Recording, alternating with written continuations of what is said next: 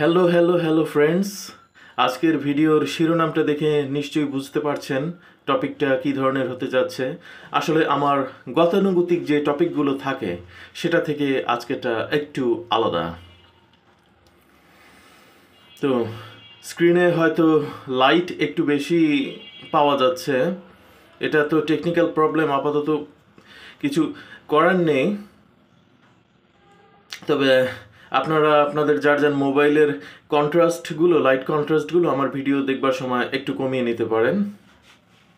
তো আমার আজকের যে টিপসটা, এটা শুধুমাত্র ছেলেদের জন্য, এবং এই টিপসটা ফলো করতে গেলে বা এই ভিডিওটা দেখতে গেলে কয়েকটা পয়েন্ট মাথায় রাখা জরুরি।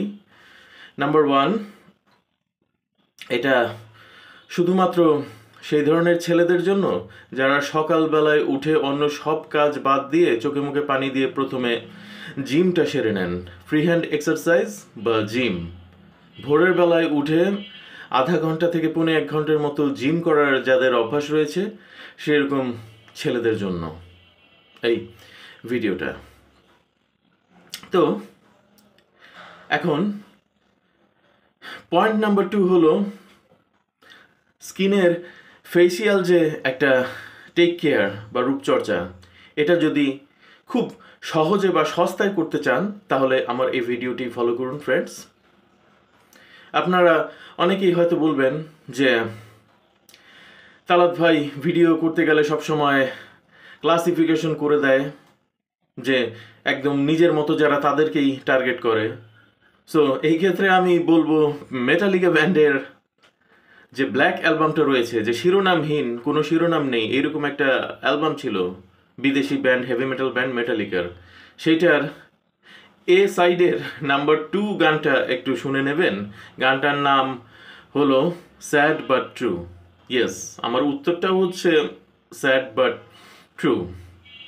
আমি আমার মতো যারা মূলত তাদেরকেই আমার সাবস্ক্রাইব মনে করি এবং তাদের জন্যই ভিডিওগুলো করে থাকি। এবং আমার ভিডিও দেখতে গেলে, বুঝতে গেলে, জানতে গেলে একটা সার্টেন লেভেলে শিক্ষিত হবার প্রয়োজন রয়েছে এবং কালচারাল মাইন্ডেড হবার প্রয়োজন রয়েছে। সো ভূমিকা অনেক হলো, এবার টিপসের ভেতরে চলে যাই মাই ফ্রেন্ডস। এই জিমটা করা শেষ করার পরে আপনারা ইউজ করবেন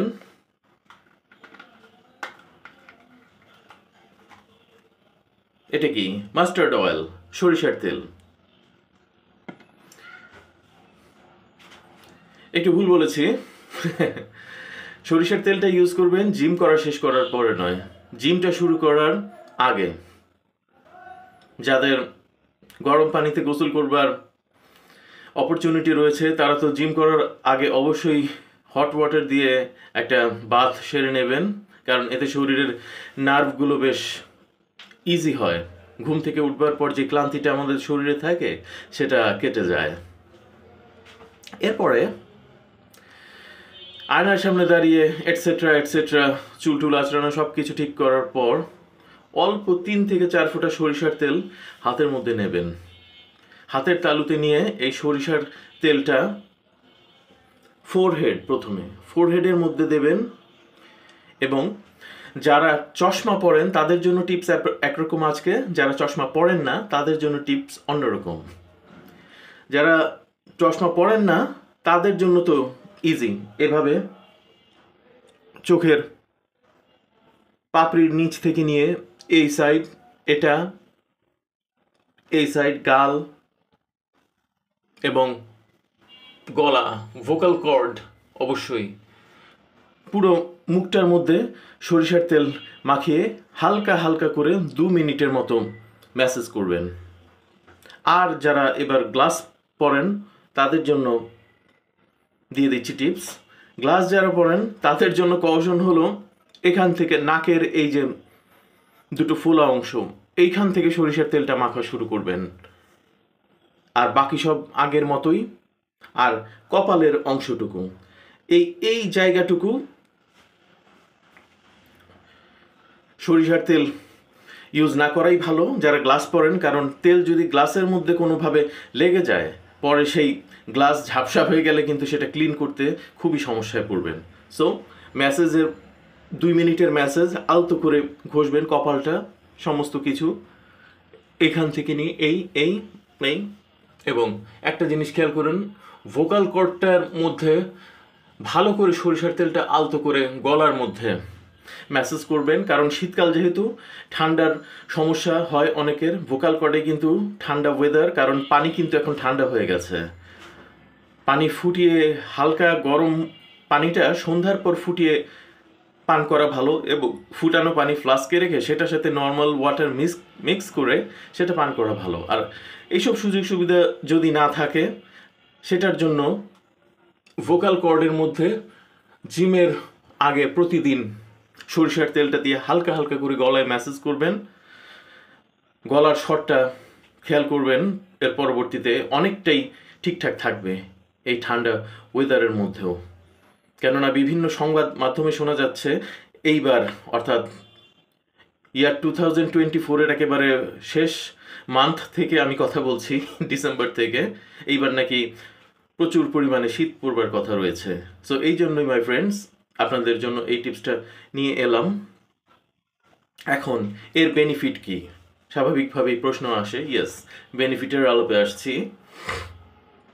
এইভাবে তেল ম্যাসেজ 2 মিনিট তেল ম্যাসেজ করবার পর তারপর আপনারা আপনাদের ফ্রি হ্যান্ড এক্সারসাইজটা করবেন, জিমটা করবেন।